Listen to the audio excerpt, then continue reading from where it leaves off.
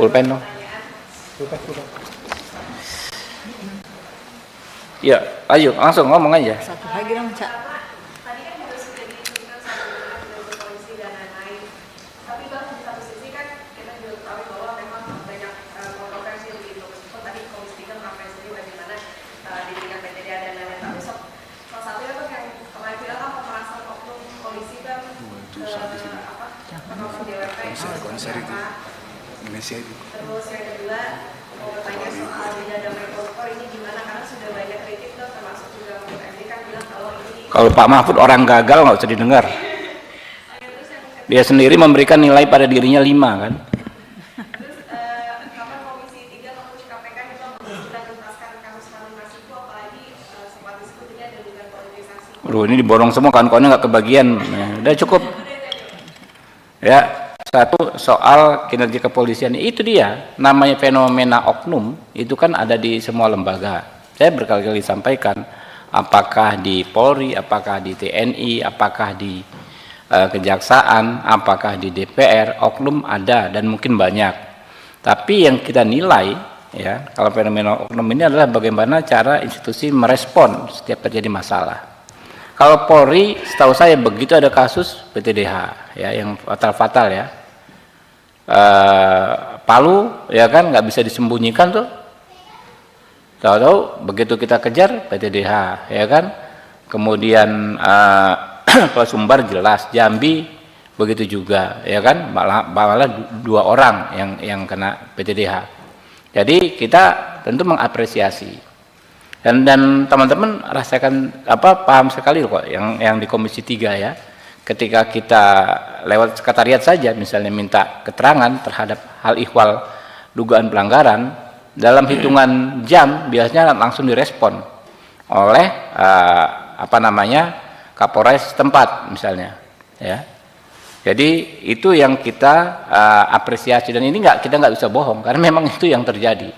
Kita yakin memang Pak Kapolri mengingatkan kepada jajarannya ya, setiap masalah tentu mungkin saja terjadi, tapi bagaimana respon penyelesaiannya yaitu yang dituntut maksimal. Soal DWP ini ada 2 sisi ya. Satu sisi tentu kita menghargai ya, menghormati, apresiasi tindakan yang dilakukan Kadif Propam ya. Tapi di sisi lain juga kita perlu saling mengingatkan bahwasanya event-event musik itu memang sangat rawan menjadi ajang penggunaan narkotika. Saya sejak kasus ini mencuat ya, saya mencari informasi ke berbagai pihak. Memang banyak mengatakan, Pak, kalau di situ ya acara seperti ini memang sangat rawan penggunaan narkotika.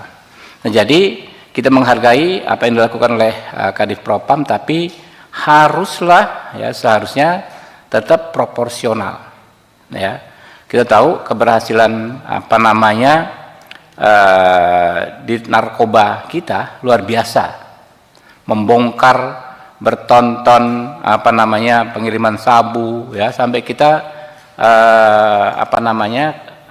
kumpulkan data itu sudah banyak sekali keberhasilan mereka.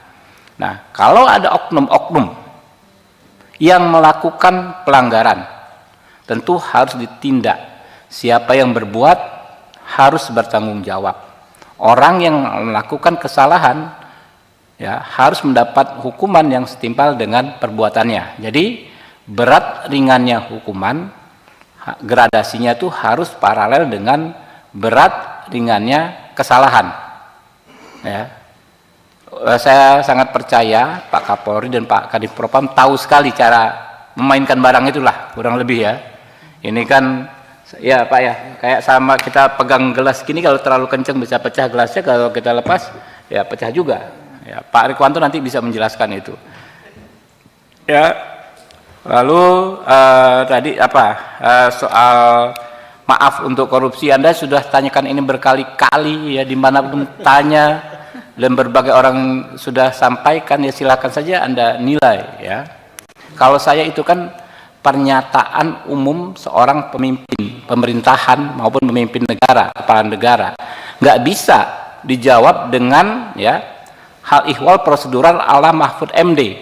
Mahfud MD ini orang gagal Ya, dia sendiri menilai dia gagal ya 5 tahun sebagai Menko Polhukam dengan memberi skor 5 dalam penegakan hukum. Apa yang mau dinilai dari Mahfud MD gitu kan? Nah, jadi ya teman-teman ya, itu aja. Saya malas, capek kita berdebat ya.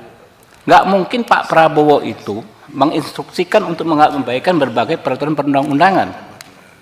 Intinya adalah semua protokol hukum kita memang ditujukan untuk memaksimalisasi pengembalian kerugian keuangan negara.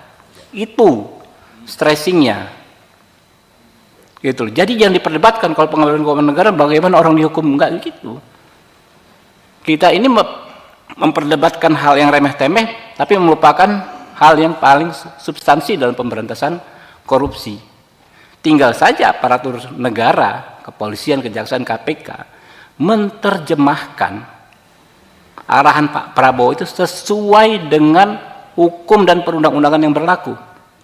Jadi Pak Mahfud jangan menghasut bahwa Pak Prabowo mengajarkan melanggar hukum dan lain sebagainya. Gitu loh. Oke? Terus soal Harun Masiku dan lain sebagainya silakan saja KPK memproses. Ya. Kita hormati hak KPK untuk melaksanakan tugasnya, tapi kita hormati juga haknya Pak Hasto ya untuk melakukan pembelaan diri. Kita berikan kesempatan seluas-luasnya kepada beliau. Ya, kalau soal ini politik nggak politik itu sampai nanti kiamat kita nggak akan selesai berdebat. Ya, pasti akan sangat subjektif. Ya, orang yang keinjek akan teriak, orang yang nggak keinjek ya akan diam saja. Itulah dunia kita saat ini. Ya. Tapi kalau aturan nanti ditegakkan, yang dituduhkan maupun yang dibantahkan itu harus sama-sama ada